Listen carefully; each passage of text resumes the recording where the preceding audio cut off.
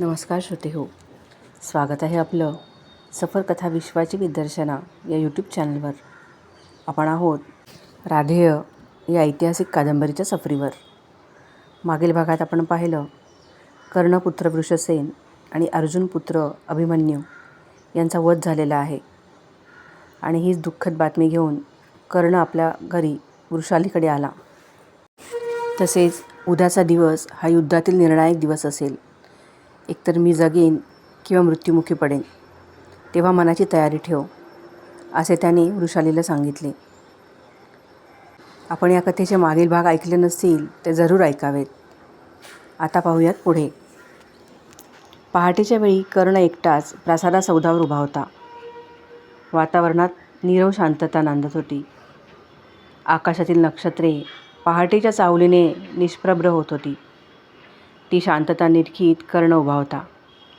त्याच्या थंड वेळीही मस्तकीचे शिरस्त्राण, छातीवर रौप्य कवच यामुळे तो गारवा जाणवत नव्हता. काही वेळाने निर्णायक युद्धाचा दिवस चालू होणार होता. निर्णायक युद्ध केव्हा आणि कुठे घडणार? युद्धाचा शेवट ठरलेला होता, पण तो कसा असणार? पण आता ते अधिक लांबणीवर जाऊ नये. आता अधिक सोसण्याचं बळ राहिलं नाही. जितक्या लवकर ते घडेल तेवढं बरं. शस्त्रस्पर्धेच्या वेळी अर्जुनाला दिलेलं आव्हान, त्या अपमानातून उद्भवलेली ईर्ष्या, अर्जुन वधाचं अखंड चिंतन करीत जीवन वाढलं. कवचकुंडलं दान करताना ते भंगेल असं वाटलं नाही. उलट त्यावेळी आत्मबलाचा साक्षात्कार झाला. दुर्योधनाला युद्ध अटळ असल्याची जाणीव मीच करून दिली. अर्जुनानं कृष्णाचं सख्य पत्करलेलं कळलं, तेव्हाही प्रतिज्ञापूर्तीत खंड पडेल असं वाटलं नाही. पण कृष्णानं जन्मरहस्य सांगितलं आणि वज्राघात झाला. ते आधीच कळलं असतं तर? कृष्णाला माहीत होतं, तर त्यानं आधी का सांगितलं नाही? भीष्म विदुरांनाही माहीत होतं. योग्य वेळी हा विनाश टाळण्याचं त्यांच्या हाती होतं. गी कोण, कुणाचा, कुठून आलो, कुठे जाणार, या प्रश्नांनी जीवनभर उच्छाद मांडला. त्या प्रश्नांची उत्तरं मिळताच शांतता लाभण्याऐवजी भयानक अशांतता पदरात यावी. आत्मशोध म्हणजेच का जीवनाचा अंत आहे? नाहीतर कृष्णानं जन्मरहस्य सांगताच ती अखंड धगधगत राहिलेली सुडाची आग विझली नसती. यशाची आकांक्षा जिथल्या तिथे विरली नसती. उदंड कीर्तीच्या रूपाला तडे गेले नसते. राहिली फक्त पराजयाची जाणीव, अटळ पराक्रमाची. दैवानं असला जीवघेणा खेळ खेळायला नको होता. खेळ मी मांडला नाही, देवानंच मांडला. एवढा भयानक खेळ अन्यत्र दिसणं कठीण. एकाच मातेच्या उदरी जन्मलेले जीव, पण त्यांची जन्मतःच ताटाटूट झाली. एकमेकांच्या प्रेमभावात ज्यांनी वाढावं, ते भाऊ एकमेकांशी वैरभावानं वाढत होते.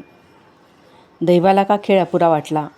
म्हणून की काय, त्या भावांच्या हाती प्राणघातक शस्त्रास्त्र देऊन रणांगणावर एकमेकांच्या समोर उभं करण्यात आलं. आणि आता शेवट ठरलेला. दैवानं तरी संयम पाळायला हवा होता. कर्णाचे लक्ष आकाशाच्या नक्षत्रांवरून फिरत होते आणि अचानक एक तेजस्वी तारा वेगाने खाली येताना दिसला. कर्णाच्या ओठांवर एक स्मित प्रकटले. लक्ष ताऱ्यातील एक तारा ढळला म्हणून तारांगण थोडेच मोकळे पडणार, त्यात उणीव थोडीच राहणार.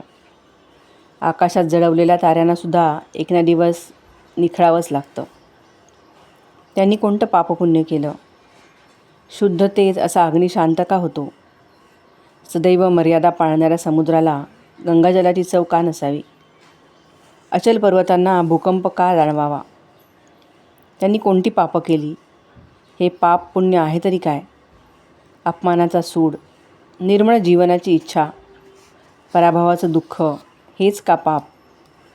कोणतरी आपलं असावं, कोणाला तरी आपलं मनोगत कळावं, कोणाच्या तरी मायेच्या हातांनी, डोळ्यातल्या अश्रूंनी जगण्याचं बळ लाभावं असं वाटलं तर तो का स्वार्थ? परमार्थालासुद्धा स्वार्थाचे बळ असावं लागतं. मानव रूपाला कधीच मुक्तपणे जगता येत नाही. अवयवांनी जेवढं शरीर बद्ध असतं तेवढंच मनही. नेत्रांना दिसलेलं सौंदर्य मनाला मोहवतं. हाताला झालेला स्नेहमय स्पर्श लक्षविणांसारखा मनाच्या गाभाऱ्यात झंकारत राहतो. दानासाठी पुढे गेलेल्या हातांबरोबरच संकट निवारण केल्याचा आनंद उद्भवतो. दान तरी कुठे एकांगी असतं. दिलेल्या मित्रप्रेमासाठी या जीवनात ऐश्वर्य लाभलं, सत्ता हाती आली, सुतपुत्राच्या हाती आधिपत्य आलं. पण त्याचवेळी उभं जीवन त्या प्रेमात गुंतून गेलं. जीवनाची बद्धता वाढवण्यासाठीच का दातृत्वाचा उपयोग? मग त्याच मनात सौंदर्याची अभिलाषा, दातृत्वाचा अहंकार, स्नेहमय अखंड दास्य आलं तर आश्चर्य कसलं? तुषार्त असणं हे पुण्य, तृप्त होणं हे पाप. जरूर काहीतरी गल्लत आहे. दर्पणासमोर उभे राहून रणवेश धारण करीत असता स्वतःच्या रूपाकडे पाहण्याचा धीर कर्णाला झाला नाही.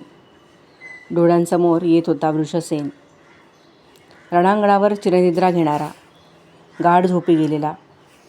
जे रूप हाताखांद्यावर खेळत मोठं झालं ते रूप तसंच होतं. अनेक वेळा निद्राधीन झालेला वृषसेन तसाच दिसत होता. रूप तेच होतं, तेच परिचित शरीर. मग गेलं ते काय? ते चैतन्य. त्याची कधीच जाणीव झाली नाही.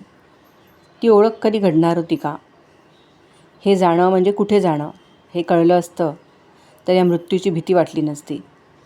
रूपाच्या मोहात माणूस एवढा बद्ध झाला नसता. चैतन्यानं केलेला जडत्वाचा त्याग म्हणजेच का मृत्यू? मग या रूपाचा मोह कशासाठी? रूप ते तरी नेहमीच कुठे सहन होतं.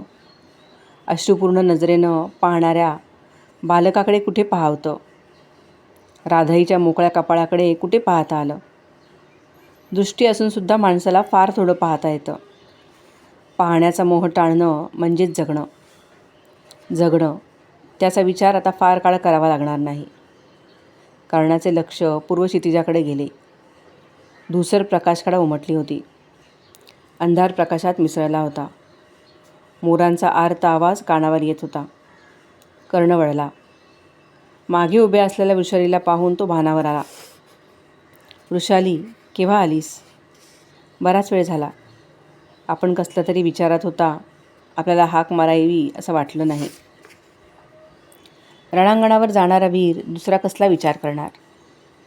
रणांगणावर समोर येणारा शत्रू कोण असेल? कोणत्या ऋणानुबंधानं ती गाठ पडेल हे अज्ञात शत्रूबद्दल वाटतं. पण ज्याचा ऋणानुबंध माहीत आहे त्या शत्रूशी युद्ध करायला जाताना केवढा मनाचा गोंधळ वाढत असेल. कसला ऋणानुबंध? गडबडीने कर्ण म्हणाला. माणुसकीचा, दुसरा कसला? वृषाली, युद्धात ज्या ज्यावेळी कृष्ण समोर आला तेव्हा चंपानगरीतला कृष्णभेटीचा दिवस आठवत असे. तो शत्रुपक्षाचा सारथी असं कधीच वाटलं नाही. वृषाली काहीच बोलली नाही. तिने हातावरचा शेला उचलला. कर्णाने ते पाहताच आपले हात उंचावले. पण वृषालीने नेहमीप्रमाणे कमरेला शेला बांधला नाही. तो शेला तिने कर्णाच्या हातात दिला. आश्चर्याने कर्णाने विचारले, आज शेला हाती दिला? ते बळ आता राहिलं नाही. वृषालीला हुंदका फुटला. कर्ण पुढे झाला. त्याने वृषालीला जवळ घेतले. आपल्या भावना आवरीत तो म्हणाला, वृषाली, या कर्णाच्या जीवनात राधाईच्या हातची माया आणि तुझा सहवास सोडला तर फार थोडे सुखाचे क्षण लाभले. तुझ्या रूपाच्या द्वारा मला सुख अवतरलं. असं वाटतं आज रणांगणावर जात असता जीवनातील कुठलीच इच्छा अपुरी राहिली आहे असं वाटत नाही. वृषाली, ते अश्रू आवर. रणांगणावर जाणाऱ्या पतीच्या बाहूंना निर्गुण बळाची आवश्यकता असते. अनुकंपेला तिथे अवसर नसतो. मी जातो. कर्णाच्या शेवटच्या वाक्याने ती भयभीत झाली. रणांगणावर जाताना नेहमी मी येतो असं आपण म्हणता. मग आजच चुकून बोलून गेलो असेल. तू खाली येऊ नकोस. कृष्णाने सांगितलं ते अगदी सत्य आहे. निरोप मंद गतीने घेऊ नये. तो चटकन संपावा. वृषाली, रणांगणावरून परत येणं यातच जीवनाची कृतकृत्यता थोडीच असते. युद्धभूमीवरून माघारी आलो तर पराजय ठरेल. रणभूमीवर हरवलो गेलो तर विजयी झालो असं निश्चिंतपणे समजेन. वृषाली, तू इथेच थांब. तो बघ, पृथ्वीचा अंधकार दूर होऊ लागला आहे. सारा दिशा प्रकाशमान होत आहेत. त्या अंधाराच्या नाहीसं होण्याबरोबर उगवत्या सूर्यकिरणात साऱ्या सृष्टीला नवं रूप लाभेल. चैतन्य प्रकटेल. गेल्या काळोखानं दिलेल्या विश्रांतीचं भान कोणालाही उरणार नाही. वृषाली, हा चमत्कार बघत तू इथेच उभी राहा. कर्णाने पाठ फिरवली आणि तो जाऊ लागला. वृषाली पाठमोऱ्या कर्णाकडे पाहत होती. तिचा श्वास गुदमरला होता. भान हरपत होते. वृषालीचे नेत्र भीतीने विस्फारले गेले आणि ती किंचाळली, नाथ. त्या हाकेबरोबर कर्णाचे पाय उभ्या जागी थिजले. मनात असूनही त्याला पुढे पाऊल टाकता आले नाही.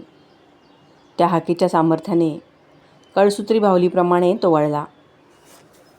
झंझावाती वारे शरीराला भिडावे तशी वृषाली रणवेश धारण केलेल्या कर्णाला भिडली होती. कर्णाचे हात तिच्या पाठीवरून नकळत फिरत होते. शक्य तेवढ्या कठोरतेने कर्णाने हाक मारली, वृषाली. वृषालीने मान वर केली. अश्रूंनी भरलेले तिचे नेत्र अस्थिर बनले होते. एक प्रचंड अनोळखी भीती त्या दृष्टीत तरळत होती. साऱ्या अंगावर कापरा खेळत होता. भिजल्या गालांवर विस्फारलेल्या केसांच्या बटा चिकटल्या होत्या.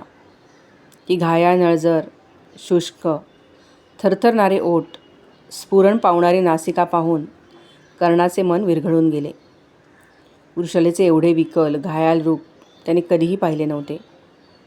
कर्णाने दोन्ही हातात तिचा चेहरा घेतला. तो गाल कुरवाळीत कर्ण म्हणाला, प्रिये, स्वतःला सावर. तुझ्या या दर्शनानं माझं बळ सरत आहे. योद्ध्याच्या हाती निर्गुण बळ असावं लागतं. दिगंत कीर्तीसाठी जाणाऱ्या वीराला असला निरोप सहाय्यकारी होत नाही. तू वीरपत्नी आहेस. तुला ते शोभत नाही. वृषालीला वाचा फुटली. ती कर्णाला बिलगत म्हणाली, नाही नाथ, मला सोडून तुम्हाला जाता येणार नाही. ती कीर्ती मला माहीत नाही. दातृत्व मी जाणत नाही. मला दिसतात ते फक्त पाय. तुम्हाला तुमचं शौर्य कीर्ती मिळवून देईल. तुमचं दातृत्व अजरामर राहील. संसारात जे लाभलं नाही ते जीवन साफल्य तुम्हाला रणांगणी लाभेल. पण माझ्या नशिबी काय? वृषाली, कर्ण उद्गारला, नाथ, तुम्ही असेपर्यंत माझ्या जीवनाला अर्थ आहे. रणांगणावर माझे भाऊ, मुलं हरवली आहेत. ते दुःख मी धीरानं सोसलं. आता ते बळ राहिलं नाही. वैधव्यानंतर स्त्रीच्या जीवनाला अर्थ राहत नाही. नाथ, आयुष्यभर साऱ्यांचं भलं केलं. काही अपराध नसता मला माझ्या जीवनातून उठवण्याचा तुम्हाला काहीच अधिकार नाही. नाथ, मी तुम्हाला जाऊ देणार नाही. वृषालीच्या त्या व्याकुळ बोलांनी कर्णाचे बळ सरले. त्याने आवेगाने वृषालीला मिठीत घेतले. क्षणभर कर्णाचे आरक्त नेत्र पाणावले. पण क्षणभरच. दुसऱ्याच क्षणी मिठीतून दूर होत तो म्हणाला, वृषाली, असलं वेडेपण मी तुझ्याकडून अपेक्षिलं नव्हतं. तुझी माझी सोबत असल्या मृत्यूनं तुटणारी नाही. ती अखंड राहील.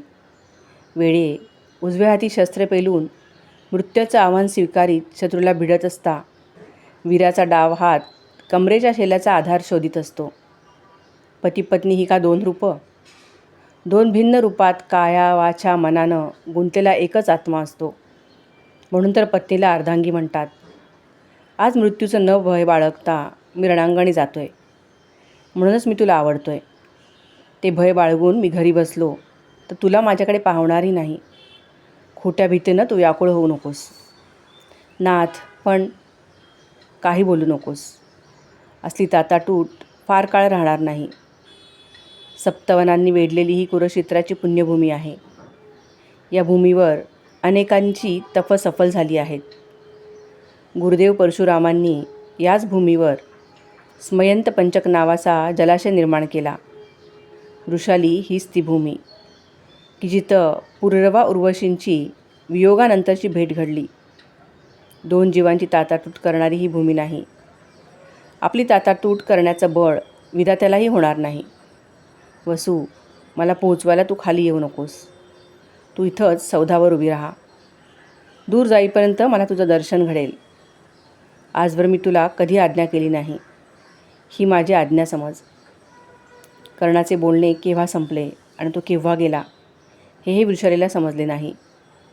कर्णाला परत हाक मारण्याचे बळ वृषालीला राहिले नाही. कर्ण गेलेल्या मोकळ्या द्वाराकडे पाहत ती तशीच उभी राहिली. रथाच्या आवाजाने तिला सावध केले. ती सौध्याच्या काठावर धावली. कर्णरथ भरधाव वेगाने जात होता. कर्णाने मागे वळून पाहिले. पहाटेच्या प्रकाशात पश्चिम क्षितिजाकडे वर निस्तेज चंद्रकडा उभी ठाकावी तशी सौधावर वृषाली उभी होती. कर्ण कौरव शिबिरात आला. शल्यराज कर्णाचीच वाट पाहत होता. कर्ण आपल्या रथातून उतरला. दुर्योधनाला भेटून तो शल्याकडे वळला. शल्यराज नव्या रथाकडे पाहत म्हणाला, कर्णा, बघ रथ कसा सज्ज केला आहे तो. हा रथ तेजानं अभिमंत्रित केला आहे. राधेय, या रथाला जुंपलेले शुभ्र घोडे जातिवंत आहेत. विजेचा वेग आणि चपलता त्यांच्या खुरात दडलेली आहे. या रथाला लावलेल्या सुवर्णदंडावर तुझा कमलचिन्हांकित सुवर्ण शृंखलायुक्त यशोध्वज माध्यान्हाच्या सूर्यतेजाप्रमाणे झळकतो आहे. हे सुतपुत्रा, रथपरीक्षेत तू निपुण आहेस असं मी ऐकतो. तुला देखील या सुवर्णसंपन्न रथात दोष काढणं कठीण आहे. कर्णा, तुझा रथ सज्ज झाला आहे. कर्णाने रथाकडे पाहिले. त्याच्या मुखावर वेगळे स्मित उमटले. खरंच रथ सिद्ध झाला होता. नियतीनंच तो सिद्ध केला होता. गुरुकृपेने लाभलेल्या 2 उमद्या जातिवंत शापांचे अश्व जीवन रथाला जोडले होते. जैवचक्राच्या कुण्या केव्हाच खेचून घेण्यात आल्या होत्या. ज्याला परमेश्वरी अंश मानले त्यानेच एक कुणी काढून घेतली होती, तर दुसरी जन्मदात्या आईनं. दिल्या वचनाचा दुबळा असूड हाती आला होता. आता कोणत्या क्षणी दैवचक्र फसते आणि कलंडलेल्या रथाखाली किती काळ फरफटत जावे लागते तेवढेच शिल्लक होते. बाकी सर्व रथ सिद्ध झाला होता. अंगराज, शल्याने हाक मारली. कर्णाचा विचार तुटला. त्याने शल्याकडे पाहिले. शल्यराज, खरोखरच रथ सुरेख सिद्ध झाला आहे. रणभूमीची नौबत वाजत आहे. आता वेळ नाही. या रथाचं चापल्य पाहायला मीही उतावीळ आहे. शल्यराज, रथारूढ व्हा. कर्ण, दुर्योधन रथ युद्धभूमीवर पोहोचले. कर्ण रणभूमीचे अवलोकन करीत होता. शल्य म्हणाला, सूतपुत्रा, तुला विजय मिळावा म्हणून मी तुझा रथ सिद्ध केला. माझ्या सारथ्यातही कसलीच कमतरता पडणार नाही.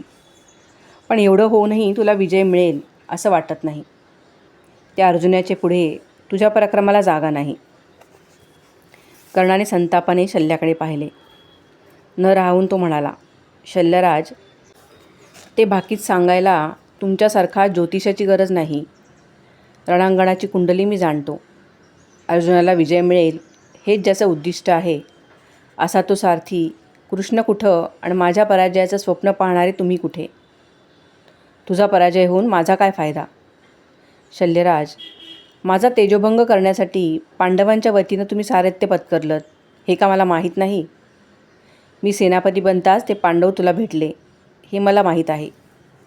शल्याचे हास्य विरले. त्याने वळून कर्णाकडे पाहिले. शल्यराज, मी कुरूंचा सेनापती आहे. असल्या गोष्टी समजावून घेणं फारसं अवघड नाही. आणि तरीही माझं सारथ्य स्वीकारलं. हो, माझ्या दृष्टीनं ते आणि तुम्ही यात काही फरक नाही. शल्यराज, तुम्ही कुळाचा अहंकार बाळगता. विश्वासघात, असत्याचरण आणि परनिंदा हेच त्या श्रेष्ठ कुळाचे गुण असतील तर ते कुल तुम्हाला लखलाभ हो. शल्यराज, तुमचा हेतू सफल होणार नाही, कारण सूर्यपुत्राचा तेजोभंग होत नसतो. कर्णाने शांतपणे आपला शंख उचलला आणि युद्धाला सुरुवात झाल्याचे सांगण्यासाठी तो शंख तोंडाला लावला. सूर्यबिंब प्रकटले होते. युद्धाला सुरुवात झाली होती. कुरुक्षेत्रावर भयंकर रणसंग्राम चालू होता. कौरव पांडवांकडचे शेकडो हत्ती, घोडे, स्वार, हजारो रथ पायदळांनी व्यापलेल्या रणभूमीत संचार करीत होते. ते रणांगण खवळलेल्या सागरासारखे झाले होते. मत्त गज आणि रथांचे ध्वज मेघासारखे रणभूमीवर फिरत होते. वीरांनी धारण केलेली शिरस्त्राणे लाटांसारखी रणसागरावर उसळत होती. तळपत्या सूर्यकिरणात खड्ग, तोमर, नाराज यांची टोके दृष्टीच्या कक्षेपर्यंत विस्तारलेल्या युद्धभूमीवर चमकत होती. रणभेरींच्या आवाजाबरोबर उठणारे हत्तीचे चित्कार, रथांच्या गर्जना, खड्गांचे आवाज यांच्या नादावर हेलवणारा तो रणसागर अत्यर्क भासत होता. सूर्योदयापासून युद्ध करण्यात गुंतलेला कर्ण त्या रणभूमीत आपल्या रथावर स्थिर उभा राहून वीरश्रीने तुटून पडणाऱ्या आपल्या सैन्याकडे पाहत होता. पांडवांच्या अनेक वीरांचा पराभव करूनही त्याचे मन शांत झाले नव्हते. त्याची गुरड दृष्टी अर्जुनासाठी रणांगणावरून फिरत होती. युद्धामध्ये अंगावर झालेल्या जखमांची पर्वा न करता रणांगण पाहत तो उभा होता. रणामध्ये मेरू पर्वतासारख्या उभ्या ठाकलेल्या त्या कर्णाच्या मुखावर दिसणारे वेगळे तेज पाहून शल्यराज म्हणाला, कर्णा, आज तुझ्या पराक्रमानं शर्थ केली. सुसाट वारनं पालापोचळा उधळावा तशी तुझ्या पराक्रमानं पांडवांच्या दळाची अवस्था झाली आहे. रुधिरस्थान घडलेली ही भूमी मला पूर आलेल्या नदीची आठवण करून देते. यामध्ये तरंगणारी रथछत्र जलौघात पोहणाऱ्या हंस नावांसारखी भासतात. धारातीर्थी पडलेले योद्धे त्या तामजलावरून वाहणाऱ्या महान वृक्षासारखे वाटतात. ते योद्धांचे विखुरलेले हार बघ. या संहारकारी प्रवाहावर ते कमलासारखे दिसत नाहीत का? ही विखुरलेली शिरभूषणे जणू त्या जलावरचा फेसच आहेत. ही भयंकर नदी निर्माण करण्याचं साहस फक्त तुझंच आहे. हे तुझंच कर्तृत्व आहे. शल्यस्तुतीने कर्ण सुखावला नाही. शल्यराज, हा पराक्रम मला समाधान देत नाही. मी काल अर्जुनाला निर्णायक युद्धाचं आव्हान दिलं आहे. युद्ध सुरू झाल्यापासून माझी दृष्टी त्याचा ध्वज शोधत आहे, पण तो दिसत नाही. मध्यान्हकाळचा समय जवळ येऊनही अर्जुन भेटीचा योग दिसत नाही. शल्यराज, तुम्ही खरोखरच माझ्या पराक्रमावर प्रसन्न असाल तर त्या अर्जुनाचा रथ गाठा. त्या अर्जुनाचा वध करून मला आज या संहार यज्ञाची समाप्ती करावायची आहे. हे राधेया, तुझी इच्छा मी जाणतो, पण तू धर्मराजाला विरोध करून घायाळ केलंस. शिखंडी, सात्यकी, युधामन्यू, नकुल, सहदेव यासह त्या शक्तिशाली भीमालाही जर्जर केलंस. हा तुझा पराक्रम पाहून अर्जुनाचं सारथ्य करणारा कृष्ण नेहमीच अर्जुनाचा रथ दूर ठेवण्यासाठी सावधगिरी बाळगतो. तू आता उत्तरेला युद्धात गुंतलेला पाहून कृष्णानं अर्जुनाचा रथ दक्षिणेला नेला आहे. ते मी हेरून ठेवलं आहे. कर्णा, समुद्राची सीमा त्याचा विरोध करते. तसा क्रोधायमान अर्जुनाला निरोध करण्यास समर्थ असा तुझ्याविना एकही वीर या लोकात मला दिसला नाही. शल्यराज, हे साधायचं असेल तर विलंब करू नका. शक्य तेवढ्या लवकर माझा रथ अर्जुन रथाला भिडवा. कर्णा, माझ्या सारथ्य कलेवर विश्वास ठेवूनच तू माझं सारथ्य स्वीकारलंस ना?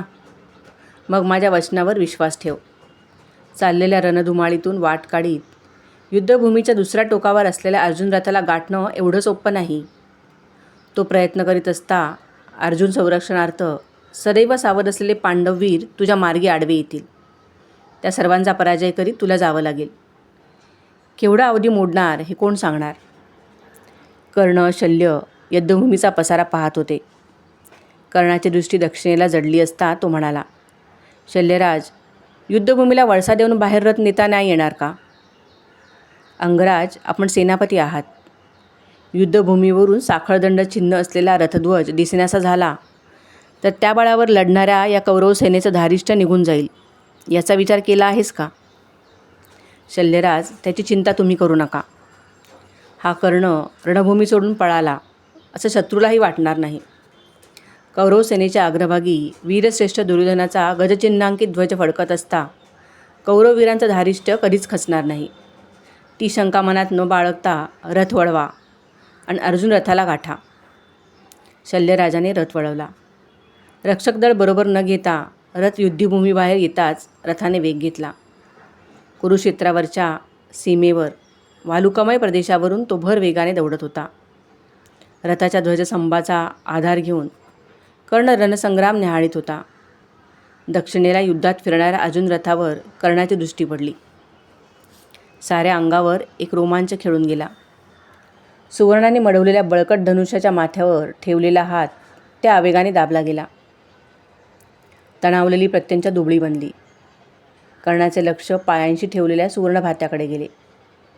निवडक तीक्ष्ण बाणाने ते भाते भरलेले होते. क्षणाक्षणाला अंतर कमी होत गेले. अर्जुन रथ स्पष्ट दिसू लागला होता. काळ्या भुसभुशीत जमिनीत नांगर घुसावा तसा आवाज उमटला. रथ किंचित कलण्याचा भास झाला आणि रथाची गती थांबली. शल्यराजाने आसूड उंचावला. आसूडाचे आवाज उठत होते. बळकट अश्वांच्या पाठीवर फुटत होते. त्या वेदनेने उसळणाऱ्या त्या उमद्या जनावराचे स्नायू ताठरले होते, पण रथ तुसभरही हलत नव्हता. कर्णाच्या मनात धस्त झाले. भयशंकित होऊन त्याने विचारले, शल्यराज, रथ का थांबला? काय झालं? जे घडू नये तेच घडलं. रथाचं डावं चक्र भूमीत रुतलं आहे. तशा स्थितीतही कर्णाच्या चेहऱ्यावर खिन्न हास्य प्रकटलं. जीवनाचे बंध तोडता येतात, तसे नियतीचे बंध तोडता येत नाहीत. गुरुदेव परशुरामांकडे ब्रह्मास्त्र ग्रहण करण्यासाठी गेलो असता एके दिवशी एका ऋषीची गाय माझ्या हातून मारली गेली. ऐन रणांगणावर तुझ्या रथाचं चक्र पृथ्वी ग्रासील असा त्यांनी दिलेला शाप आज खरा होत आहे.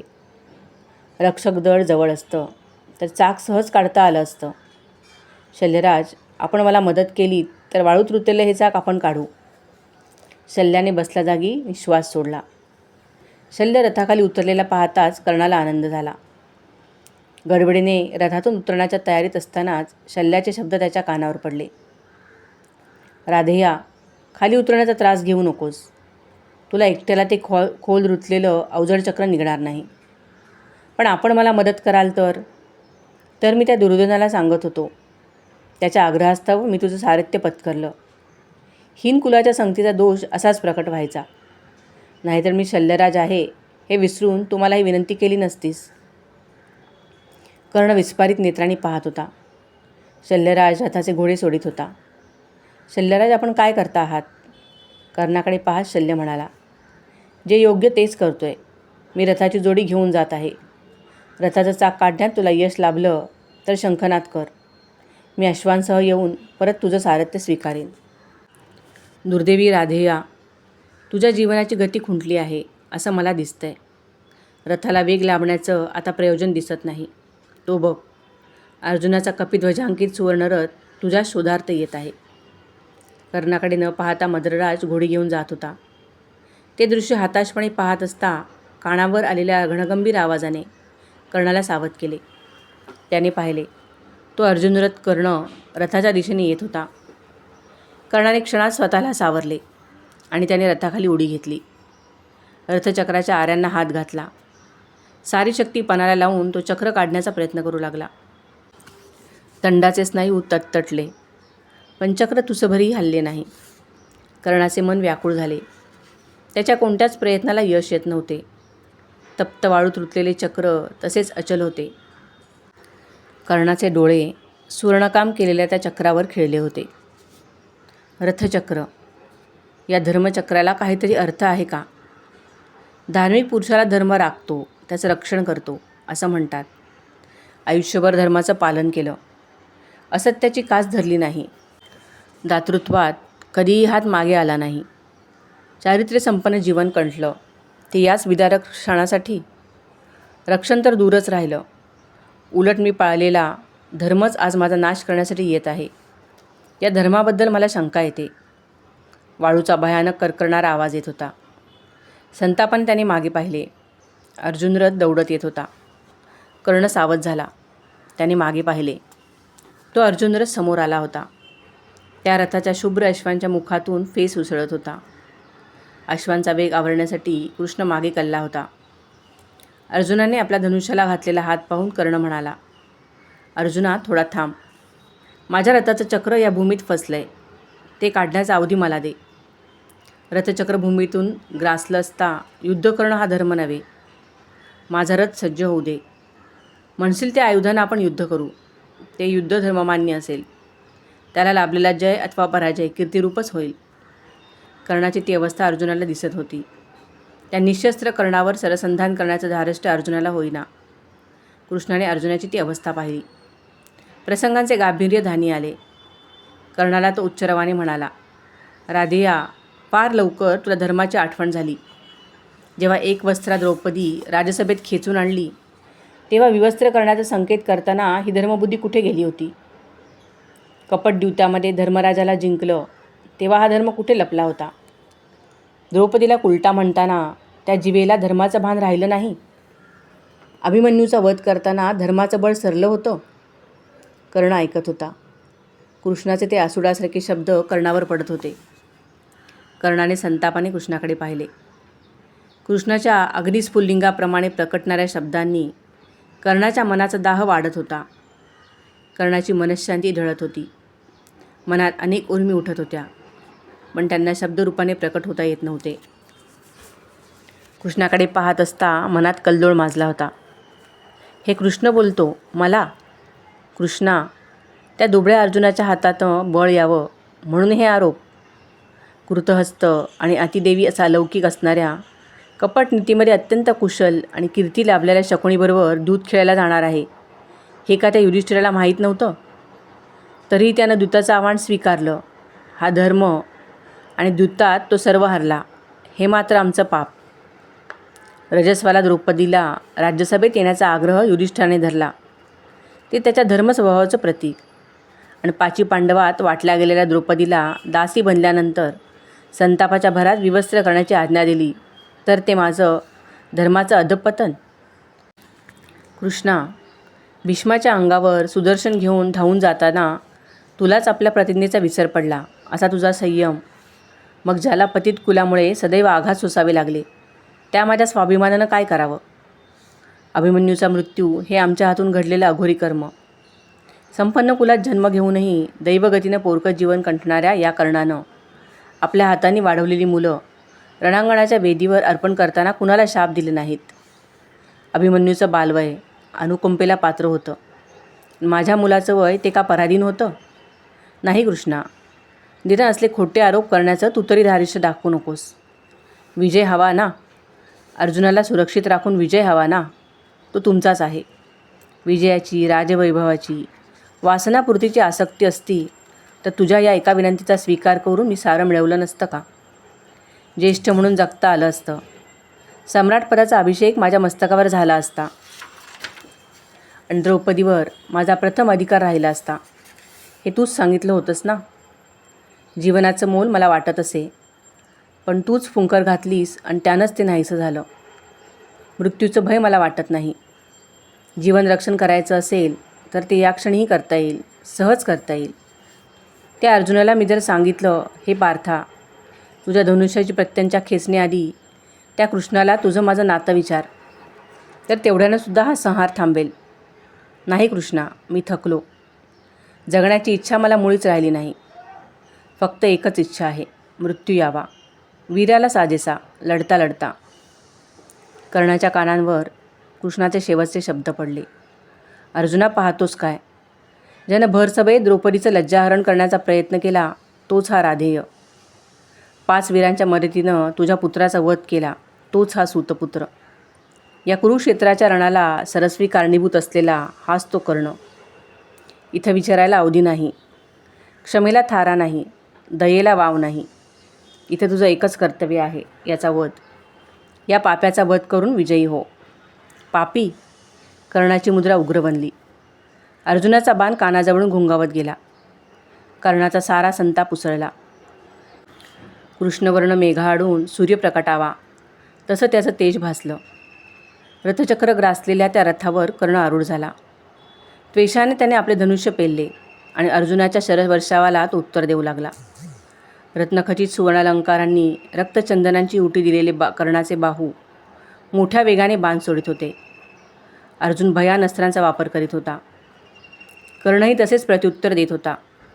या भयानक युद्धात अर्जुनाचे शिरस्त्राण पडले. कर्णाचे कवच विच्छिन्न झाले. दोन्ही वीर असंख्य जखमांनी पीडित झाले होते.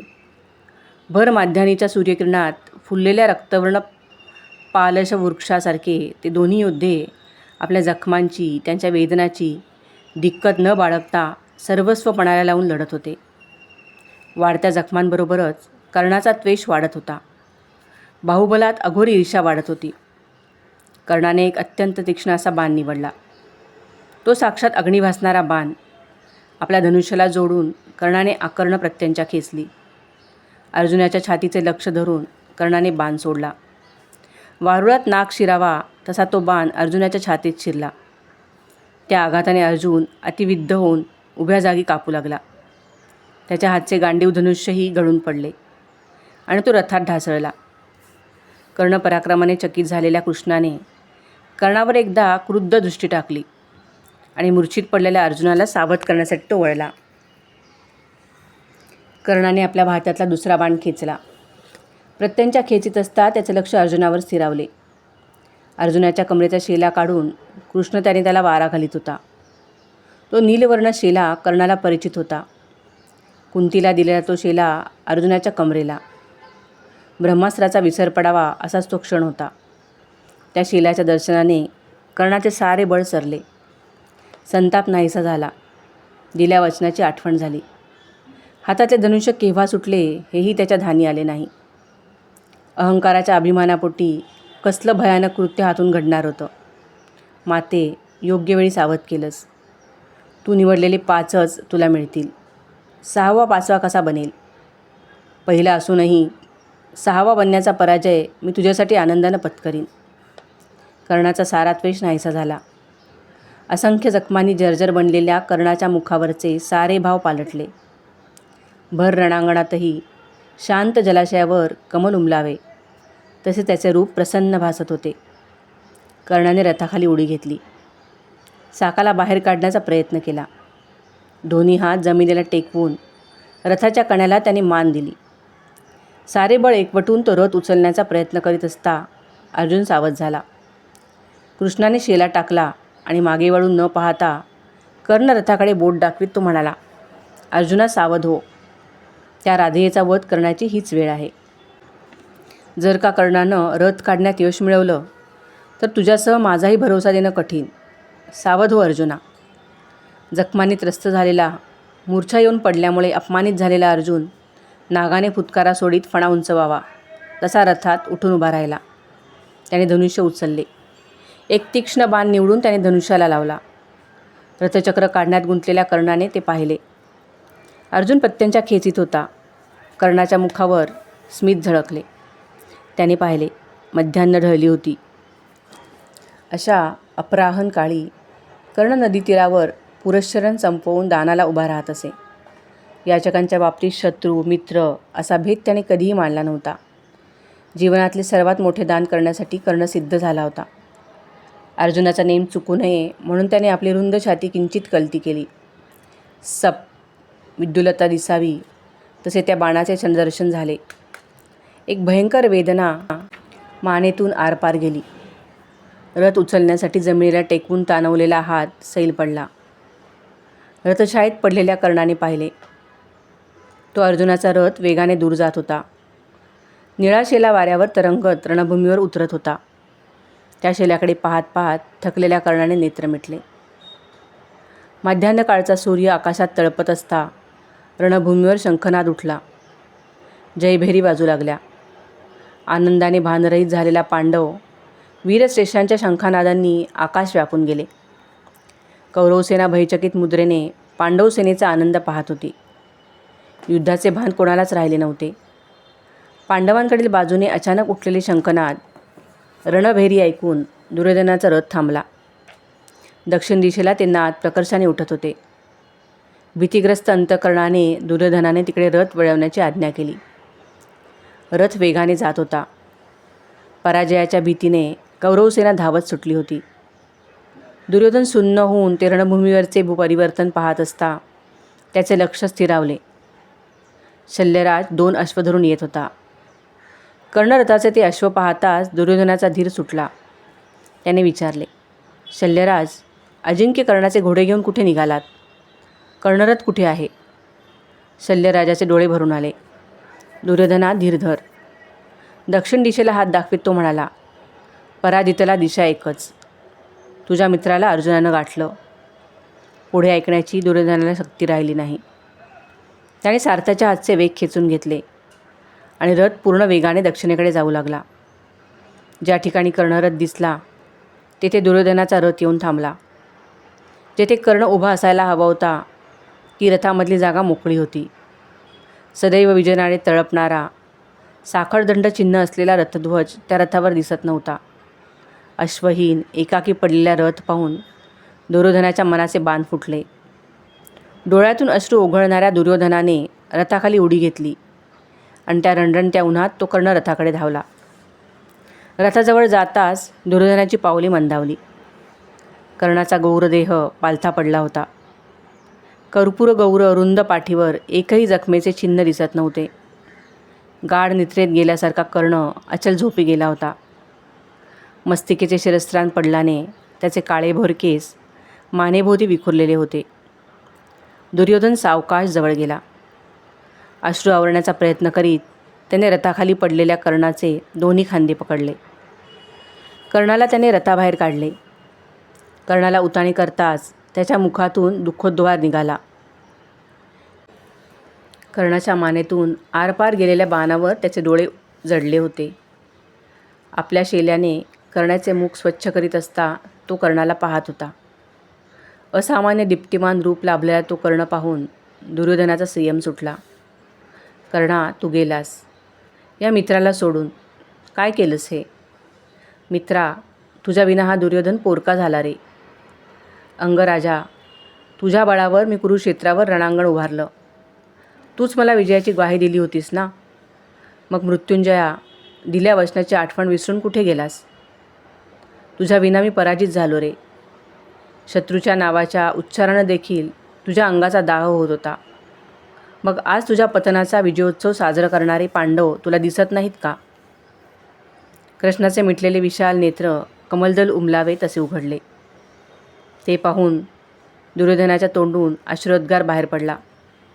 गडबडीने हळूवार हातांनी त्याने कर्णाचे मस्तक मांडीवर घेतले. आवंडा गिळत तो म्हणाला, मित्रा, तू जिवंत आहेस. तू आहेस. अश्रूंनी भरलेल्या नेत्रकणांवर उमटलेला आनंद पाहून कर्णाच्या ओठांवर स्मित उमटले. तो कष्टाने म्हणाला, मित्रा, तू आलास. मी तुझीच वाट पाहत होतो. तुला भेटल्याखेरीज मी जाईन कसा? दुर्योधनाचे अश्रू गालांवरून ओघळले. अंगराज, मी हारलो, पराजित झालो. तुझ्या पतनानं माझं सारं यश हिरावून नेलं. कर्णाला बोलताना जड जाते हे पाहून दुर्योधन हळूवार हाताने गळ्यात रुतलेल्या बाणाला स्पर्श केला. एक वेदना कर्णाच्या मुखावर उमटली.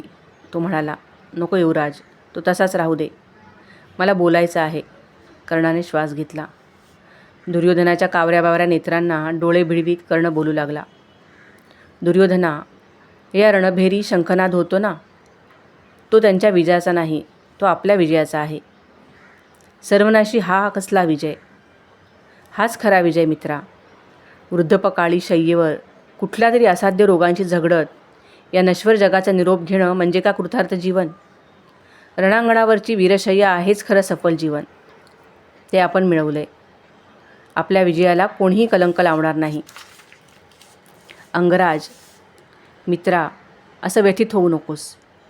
तुला लौकिक विजयच हवा का? तोही आता दूर नाही. कर्णा, गेल्या 17 दिवसात भीष्माचार्य, द्रोणाचार्यांसारखे असंख्य योद्धे मी गमावले. माझ्या उरलेल्या सैन्याचं बळ तुझ्या पतनाबरोबरच ढासळलं. ते सैरावेरा वाट फुटेल तिकडे धावत सुटलंय. आता विजय कुठला? नाही दुर्योधना, असा भयव्याकुळ होऊ नकोस. अजूनही वेळ गेलेली नाही. तुला हाच विजय हवा असेल तर काय? माझ्यानंतर शल्याऐवजी अश्वत्थामाला सेनापती कर. तोच तुला हा विजय प्राप्त करून देईल. जे भीष्म, द्रोण, कर्णांना जमलं नाही ते तो अश्वत्थामा काय करणार? लक्ष देऊन ऐक. सेनापतीच्या ठायी निष्ठा असावी लागते. राजाच्या कल्याणाची चिंता असावी लागते. तू मोठा दुर्दैवी आहेस. तुझ्याची निष्ठा बाळगणारा सेनानी तुला मिळाला नाही. भीष्म, द्रोण दोघांचीही मनं पांडवप्रीतीनं, त्यांच्या कल्याणानं भरलेली. त्यांच्या सहाराला रिपुसंहाराची धार कोठून येणार? कर्णा, पण तू तरी? नाही दुर्योधना, मीही त्यातलाच. त्या निष्ठेत माझ्याकडूनही कमतरताच पडली. केव्हा ना केव्हा तरी तुला ते समजेल. तो शल्यराज पांडवांचा आप्त. त्याच्या हाती सूत्र न देता अश्वत्थामाला युद्धाचा सेनापती कर. विजय तुलाच मिळेल. नाही अंगराज, ते होणार नाही. मी शल्यराजाला वचनबद्ध आहे. एक वेळ मी पराजय स्वीकारेन, पण वचनभंग अशक्य. दुर्योधना, हे मी जाणलं होतंच. धर्माची भावना आम्हाला कधी सोडता आली नाही आणि शत्रूनं ती कधी पाळली नाही. कर्णाची मूठ मिटली गेली. दुर्योधनाकडे पाहत तो म्हणाला, युवराज, तुझ्या डोळ्यातले अश्रू पाहात मृत्यू येतो. यापरतं दुसरं भाग्य नाही. जीवनात माझ्या कुलामुळं मी पुष्कळ अवहेलना सोसली. माझा पराक्रम, माझं दातृत्व, माझं चारित्र्य मला उपयोगी पडलं नाही. जीवनात ताठ भावनेनं जगता आलं नाही. थोडंफार जगता आलं ते तुझ्याच स्नेहामुळे. त्या स्नेहाचा मी सदैव कृतज्ञच राहीन. मित्रा, एक काम करशील? कर्णाने थकव्याने डोळे मिटले. सांग मित्रा, बोल. कर्णाने कष्टाने डोळे उघडले. अवधी फार थोडा आहे. तिथं शेला पडला आहे निळा, तो घेऊन ये आणि मला वीरशय्या प्राप्त करून दे. दुर्योधनाने पाहिले. कर्णापासून बऱ्याच दूरवर एक निळा शेला वाऱ्यावर हेलकावे घेत होता. दुर्योधनाने कर्णाचे मस्तक अलगद खाली ठेवले. शेला उचलीत असता त्याने पाहिले. शेला भारी होता. त्यावर सुवर्ण धाग्यांचा कशिदा विणला होता. दुर्योधनाने आणलेला शेला पाहून कर्णाची प्रसन्नता वाढली. तो शेला दुर्योधनाने पायापासून पांघरीत गळ्यापर्यंत आणला. सारे बळ सारून तो अश्रुढाळीत कर्णाजवळ गुडघ्यांवर बसला. युवराज, मी तृप्त आहे. माझ्यासाठी अश्रू ढाळू नका. कर्णाची दृष्टी आकाशातल्या सूर्याकडे गेली. डोळे ताठरले होते. सारे बळ एकवटून तो म्हणाला, युवराज, भर मध्यान्हकाळी सूर्यास्त होताना कधी तुम्ही पाहिलात का? दुर्योधनाने भीतीने आकाशातल्या सूर्याकडे पाहिले. सूर्य तळपत होता. त्याची दृष्टी कर्णाकडे वळली. कर्णाचे डोळे तसेच उघडे होते. सूर्यबिंबाकडे पाहात दुर्योधनाची मान खाली झाली. कर्णाने मिटलेली उजवी मूठ उघडी पडली. दुर्योधनाचे अश्रू त्या हातांवरून ओघळत होते. कर्णाच्या उघड्या तळहातावर पडणारे अश्रू जमिनीकडे ओघळत होते. जणू त्या मोकळ्या हाताने कर्ण शेवटचे दान देत होता. श्रोतेहो, आज या कादंबरीचा इथेच शेवट होत आहे. कादंबरी कशी वाटली ती नक्कीच कमेंटमध्ये सांगा. लाईक, शेअर आणि सबस्क्राईब करायला विसरू नका.